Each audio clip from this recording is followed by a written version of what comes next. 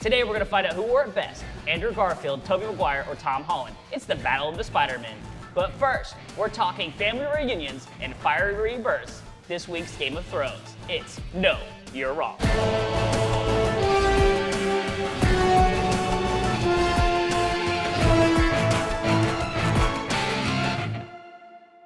Welcome to Know You're Wrong. I'm Mike Kolb. I'm joined with Joey Skaggs and Rhodey Buckingham.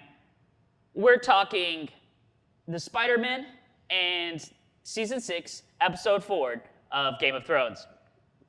First off, we're going to start up at the top because we got 4 sets of siblings getting together in this episode. So we're just going to start up north at the Wall at Castle Black with Jon and Sansa's first meeting. The very first scene that you get is a close-up of Longclaw. Mm-hmm. The next scene you get, they cut to the doors opening, and you have Brienne of Tarth entering. In the middle of the frame is Brienne's Valyrian steel sword. I think this signals something. We're not going to see a Jon Snow leading wildlings into battle south at Winterfell right away. We're going to see some kind of battle with White Walkers the next episode or two. Really? 2 Valyrian steel swords at Castle Black. That's true. I mean, and we saw that little romantic fling with Brienne and that the awesome wildling with the red beard. Dormund. Yeah, Dormund. Yeah. So I'm sure he can rally the wildlings behind her because he seemed all about her. Mm-hmm. So, I like how even she was awkward about it. Like, it was that obvious. Even she was like, why are you attracted to me? So what are you looking at? Uh-huh. He was into her. He was getting it. He's like, you're almost as handsome as me. Yeah. What was great about that whole set of scenes was how emotional it was. Mm-hmm. We had never seen Jon Snow and Sansa Stark interact on a personal level through all 6 seasons. The only episode they were in the same scene together was in episode 1 when they're greeting the king. Yeah, and she was very cold. Oh yeah, super cold, and they addressed that.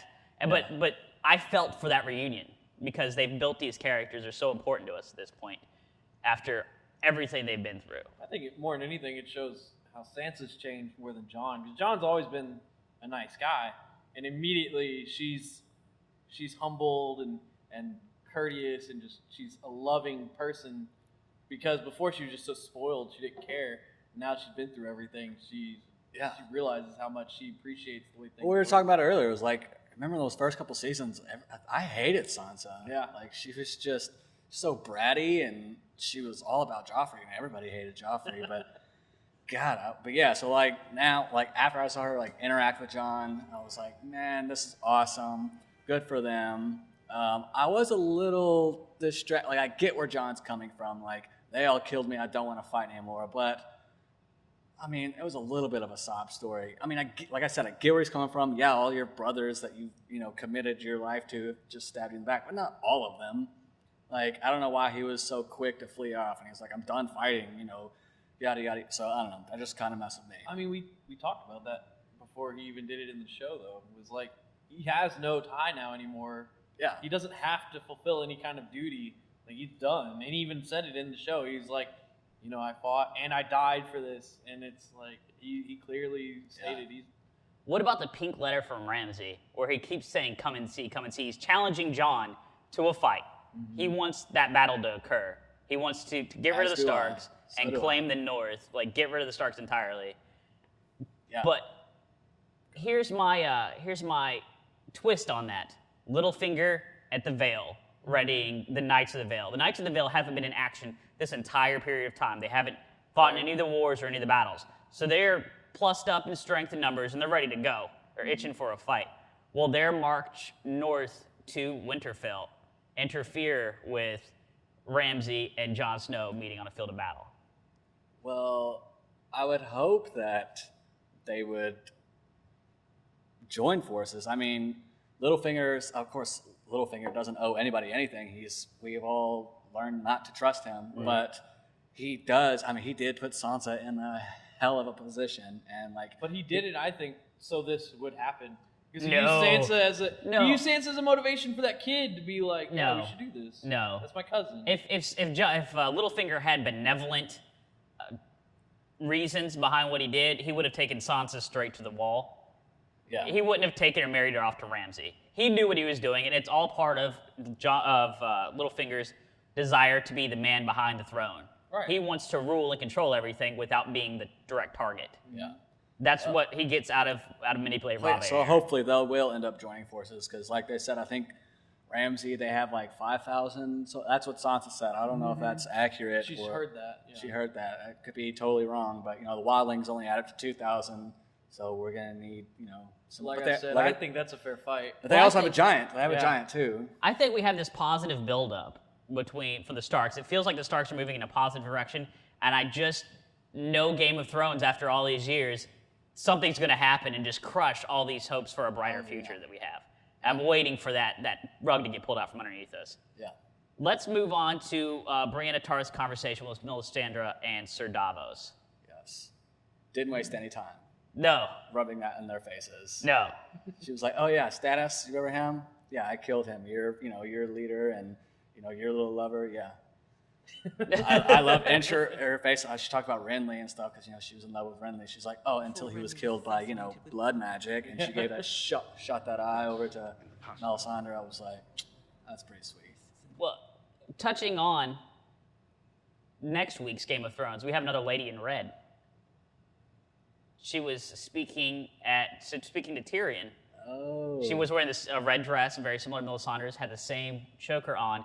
And earlier this season, we saw a priest of the Lord of Light speaking in town in the city in Mareen. So, where are we getting another cleric coming in?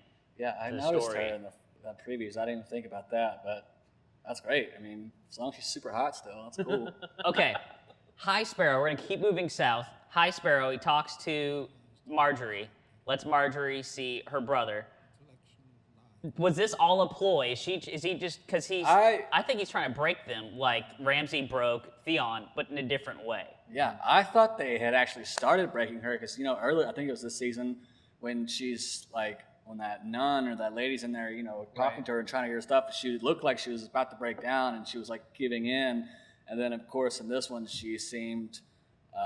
More open to talk to him and willing to listen to him. And she stated the story. She's like, I've been read to it. I'm like, oh man, they did it. They broke her. And then she goes and talks to her brother and she's like, it's all an act. Yeah, just tell them what they want to hear. So I was surprised by that. But her brother is broken. Yeah, her brother was definitely broken. Yeah.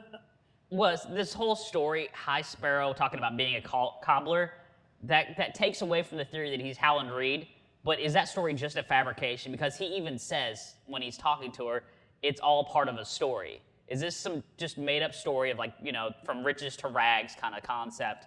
Yeah, if you think. I don't think so. Well, I mean, if you think about it, he's like, if he is really this, I don't want to say selfish, but if he's got some kind of, personal motivation, then yeah, you have to come up with these sort of grandiose ideas about yourself and, just to get kind of people to get inspired and follow you. Because, it's hard to believe that everyone just chose him. Like everyone chose him for a reason because they think, he is, that he's got something going on. I know he tells, we're all equal and stuff. I don't know why they call me the High Sparrow, but he knows. I think he likes it. And, I honestly take everything he says as fact in that it might be a little morphed, but I think one thing about him that makes him so interesting in this world is I think he's like one of the few people who never lies. You know what I mean? So the concept is, in a world of people, and he's in all these big. He has rich, lied by noble omission lives. a number of times. Almost every time we've seen the High Sparrow, he's lied by omission, because but what he says is never a lie. What he says is always. I just think in the world of Game of Thrones, there is no pure soul like this. Well, I think he's got his own. But I'm saying the whole twist is. If everybody in this world is manipulating and always looking for the angle, if you give them no angle, then you're the leader. You're winning because if they can't find some other thing, then you've got all the chips. You've won it. And so I think he knows that because he mentioned how he was from a noble Well, he wasn't from a noble position. family. His dad was a cobbler and was just an average cobbler. But when he left, he was wealthy. And so he knows how these people lived, and he knows exactly how they are. Apparently he knows how to party too. Right, yeah, and that's he gets the down whole when he thing gets down. Is what better way to go at these people than to have come from that spot, And I think he knows how to manipulate them the right way. and he doesn't have to lie to manipulate them. He just knows what he needs to tell them. I think he's the most evil person in the kingdom besides Ramsey right now. We'll see. Well, that's a push. We'll see. I wouldn't go that far. I don't know. I think he's an interesting character because his motivations are completely different from what we've been seeing this far. Everybody else's motivations are purely selfish, and he comes from a higher. I think his higher motivations plane. are just as selfish. But I mean, it could be, but it's one of those like the idea of if he really is going for what he thinks is a higher purpose, then that again makes him someone unique and hard to beat because he's coming from a different place where people aren't used to fighting. He comes from a different way of manipulating because he manipulates with truth instead of with lies, and lies always come back and bite people. I think he's actually, instead of being the most evil, I think he's one of the most powerful. He's permitting torture. He's not only permitting, he's encouraging it over and over again. And we're seeing this just mistreatment of people in capture. We're seeing this manipulation of throngs of people. Those people really mean nothing to the High Sparrow. They're just tools that gave him power. Because he has all these followers, he hasn't been marched on and crushed yet. Because he has the that's common why people. Jamie's even said that. So that's why he hasn't gone in and killed him yet, because all those guys are standing around him. He's like, I can't take them all, but well, and you got to think too. I mean, he's against all these sins, but of people of power. Mm-hmm. Like he's got all these nobodies, these homeless that do all the same stuff, but they have nothing. All right, so we've got to move on. We've got to move on. Yeah. The meeting of Tyrion with the slavers. We're just going to go through this real quick. We're going to talk about the quote that Melisandre made of Tyrion when she said, we make peace with our enemies, not our friends. And then Grey Worm questioned him afterwards. Is he going to have an issue with Daenerys when she returns with everyone from the Khalasar? Tyrion? Yes, Tyrion. I think yeah, she's gonna be like, well, that's not gonna. I think she's gonna understand why Tyrion did it. Mm-hmm. Like she's gonna be like, okay, well, that was probably the smartest move, but that's not gonna fly. Like I'm still gonna go in there with my dragons, and I'm still gonna save all those slaves. So you made it. Disaster averted while I was gone, but now that I'm back, I think she's gonna be like, okay. And I think Tyrion's the smartest person in the show. I mean, it made sense. What he did was like a stall tactic. 7 years is like, you don't know when she's coming back. You don't know if she's coming back. So if she comes back before 7 years, then she can take over and do whatever she wants. That's great. But he's also got it to where there's peace in that meantime. Mm-hmm. And so when she comes back, he's not going to be like, you can't go against what I said. I mean, he's not that kind of character. He'll be like, well, she's in charge. She can do what she wants, and I'm by her side. I mean, he's always smart like that. All right. Theon Greyjoy showed up back up to his sister, threw his weight behind her for her claim to the Salt Throne. We'll see more of that next week. Let's talk about Daenerys. Daenerys don't need no man to rescue her. That was amazing. Super strong. Like, it goes to show how little women are thought of in this culture. Because Tyrion is making these deals and having these discussions in these back rooms to lead to peace.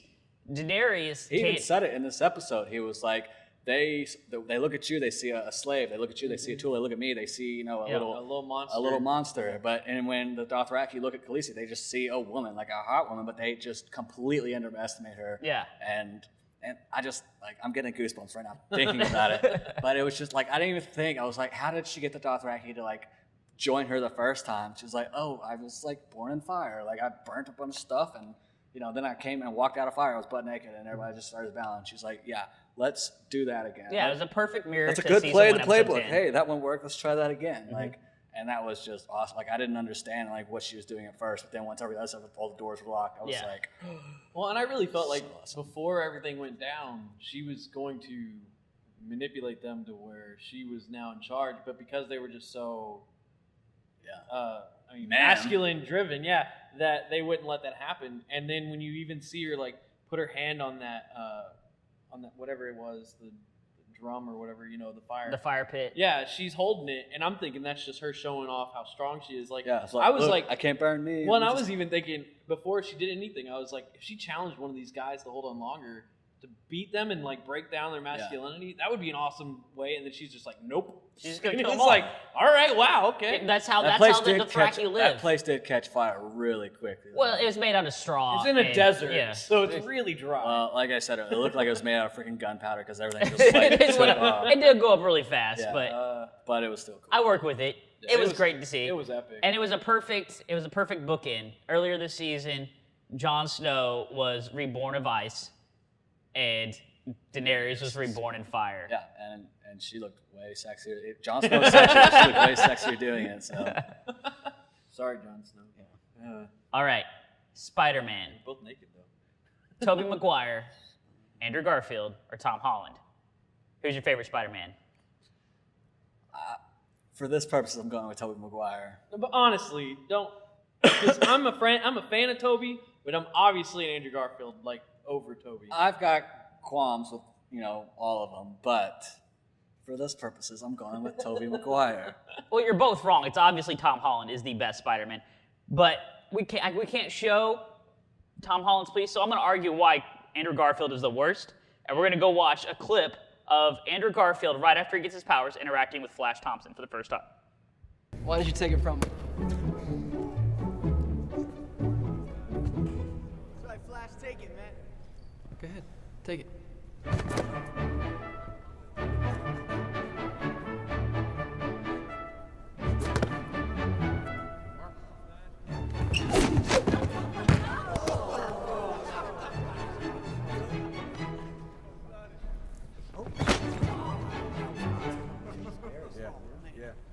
Just take it. All right. How about this? All right. How about that? Come on, Flash, do something, Flash. Stop playing, man. Take it from him. Flash, take it. Yo, Flash, let's go. Let's go, do it, Flash. Stop playing, man. Flash, come on. What are you doing? What you doing, man? I bring it. Come on, partner. Come on.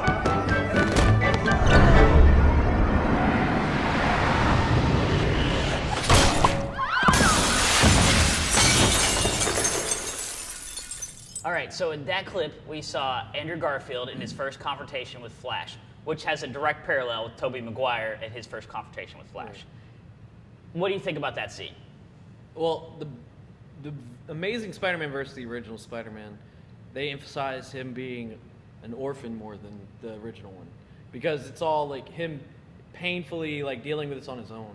So the idea that he's been picked on, and then now he's got the ability to be above, dealing with that pain and then having an outlet, it makes a lot of sense. I mean, it's like, hey, you've been bothering me all this time, now I can actually fight back.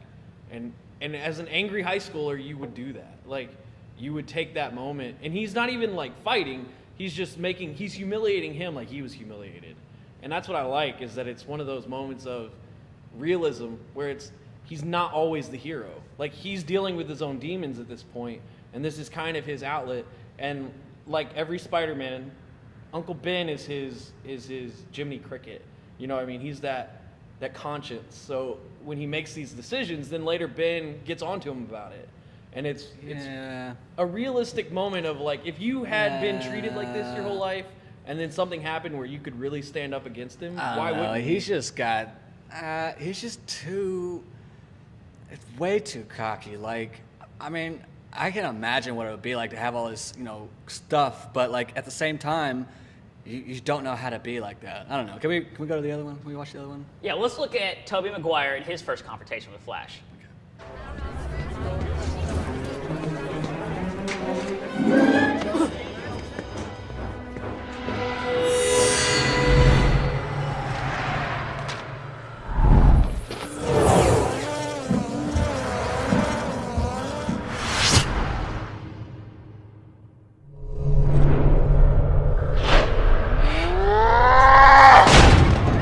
Think you're pretty funny, don't you, freak? Flash, it was just an accident. My fist breaking your teeth, that's the accident. Come on, Flash, stop. I don't want to fight you, Flash. I wouldn't want to fight me neither. Kick his ass, man.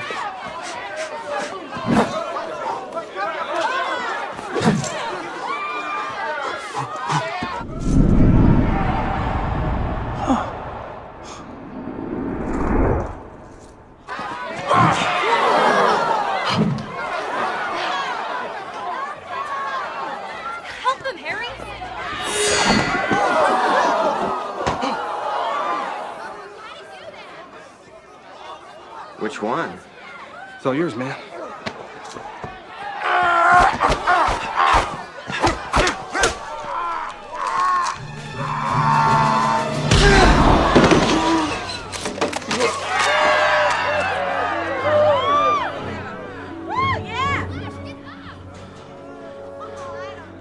Jesus, Parker, you are a freak.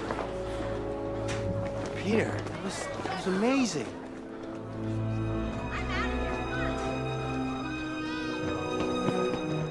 All right, so here's my issue with Andrew Garfield.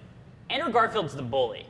He initiates the confrontation, and then he just embarrasses He didn't Flash. initiate it. He initiates the confrontation. Flash knocked the paint over for that girl, and he fights Flash back. didn't do it on purpose. Flash is playing a basketball game, blocks a shot.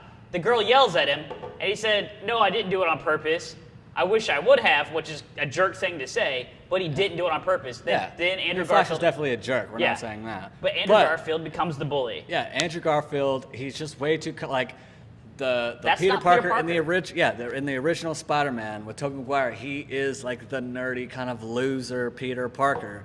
And that's what he's supposed to be. He's not supposed to be all. And granted, I'll give it to you. I mean, Andrew Garfield was, a little bit more fun to watch. Like, yeah, like as someone like, I was a little scrawny dude in high school too. I'm like, oh yeah, I wish I could have done all that, but like I wouldn't have done that. Like that's just, I mean, it's fun to watch that. But I think Toby McGuire stuck way more to like. Well, in the Tobey Peter Maguire's, Parker. he actually punches Flash. Like he actually takes physical action. Yeah, at but Flash. he is not. He doesn't even say a word at all. Like he's not cocky. He's just realizing he can do all this stuff. He's Right, like, and so as soon as "Oh he my realizes goodness." it, he beats the bully up. He Where doesn't beat him Andrew up. Garfield just He blocks him humiliates and gives him a punch. He One ends punch. the confrontation. Just because it only takes one punch doesn't mean you didn't beat someone He ends up. the confrontation. He never threw a punch Yeah. at that point. He Flash was- is he swinging was at him. just- He's he attacked was- by two individuals. he was getting out of the way. Didn't initiate Right, but this. both he was scenes, sought after, you're, and then he you're ended ignoring what led up to that scene. it. We're not ignoring what led up to that scene. There was an accidental, like Tobey Maguire had an accident. Andrew Right. Garfield started the confrontation. Right, but he didn't know, Flash didn't know it was an accident, so he fought back. No, Flash didn't fight back. Flash attacked, because Tobey Maguire apologized. Peter Parker apologizes, and then Flash just attacks him and starts swinging. So Andrew Garfield's Peter Parker is much more of a bully. He's cockier. He's more aggressive. I think Andrew Garfield And just has more demons. Tobey like Maguire. he's more. Tobey Maguire's more of the nerd Peter Parker's supposed to be. Yeah, that's And my then- case. Like that's how he's supposed to be. And then He's not Tom supposed to be all Holland, cool, we're getting that strong. in Tom Holland. When Tom Holland gets greeted by Tony Stark, he's super nerded out. When he's fighting and having banter with the Avengers, he's like just in awe and impressed of who he's fighting. And his banter isn't demeaning. When Andrew Garfield's fighting people, he's being very demeaning. He's a bully. He's talking down to the normal people that he's beating up before he ever comes in contact with a supervillain. Yeah. I'm just saying, And- Tobey Maguire is living the delusion of no real dark backstory, and Andrew Garfield is. And Andrew Garfield's reactions make more sense with his backstory that they really poke. Like they start out the Amazing Spider-Man with him looking out the window and then mirroring that with him looking in the glass and as a grown up. So you realize that is still with him all this time. And so he's been dealing with that by himself. Then he has these bullies because he's not cool. He's a loner. He's an awkward kid. And Yeah, then he but they finally is still- able to stand up for He himself. he was just too quick to break out of that shell and I don't think that's how it should be. That's how it shouldn't have been. And now, granted, we do see when they try to make Tobey Maguire more like cocky and suave, we get Spider-Man 3 and he looks like a freaking douche with emo Peter Parker. Like that was dumb. And so yes, in that respect, Andrew Garfield killed it. But and also Spider-Man 2 is definitely the best Spider-Man movie I would argue that of the it's- 5. I'm not counting Civil War. Civil War's not a Spider-Man movie. I would It's just in argue it. that Spider-Man 2 was better than Amazing Spider-Man 2. Well, yeah, but that's because Amazing Spider-Man 2 brought in a lot of things that felt like Spider-Man 3. Homecoming, Spider-Man Homecoming, I believe, is going to destroy everything we've thought of about Spider-Man and put a new face to the franchise and create a whole new idea for what Spider-Man is in the Marvel Cinematic Well, Universe. I mean, here's my thing for Andrew Garfield is Amazing Spider-Man 2 was the perfect depiction of Spider-Man. Not the movie. The movie was not the best by any means. Yeah. But his Spider-Man was exactly from the comics Spider-Man. Not anything I would have changed about Spider-Man. He nailed it. His personality, his wit, his No, I disagree. His physical personality, humor. it was more aggressive. Like even In the second one? He was Yes. just way too good with like Yeah. girls and like way too good. Like no. He wasn't way too good with girls. He was way too good with a girl. No, he was Gwen Stacy's the only one he was with in that whole thing. And even then, his relationship was breaking up because of his powers. So he wasn't too good with girls. He just had one girl who was a big nerd who just happened to be hot, that he was a nerd and happens to be attractive, and they found their opening scene of connection. him in the high school when the girl approaches him, he automatically assumes the girl's hitting on him. Andrew Garfield was just too confident to play Peter Parker. Loved those movies. I did not like his portrayal of Peter Parker. It didn't hold true to what Peter Parker is to me as a comic book reader and an avid fan of Spider-Man. So the 15 minutes you got of this other guy, what made you think he was the epitome of Spider-Man on film? Because you didn't get anything from him. Because of how he interacted in all of those situations. As Spider-Man? Yes, as Okay, Spider-Man so and as Peter Parker. what He never interactions felt like did he really have as It never Peter felt like Parker? he was too big for the role. He was always very humble, down to earth, and just trying to keep everything under wraps. I don't know if I got all that. I mean, because it was mostly like we got a lot of action Spider-Man. We got a little bit of Peter Parker when he was talking to Tony Stark, but Even then, he was pretty yeah, he was overly pretty quick. Yeah, I don't know. I mean, of course, there's not enough material to draw from, but I mean, I liked him as Spider-Man. He was, they gave him some great lines and he killed it. But I don't know. I definitely don't think you have enough to argue him being better than all of them with that little bit, because the whole thing is, like you said, he's got some great lines.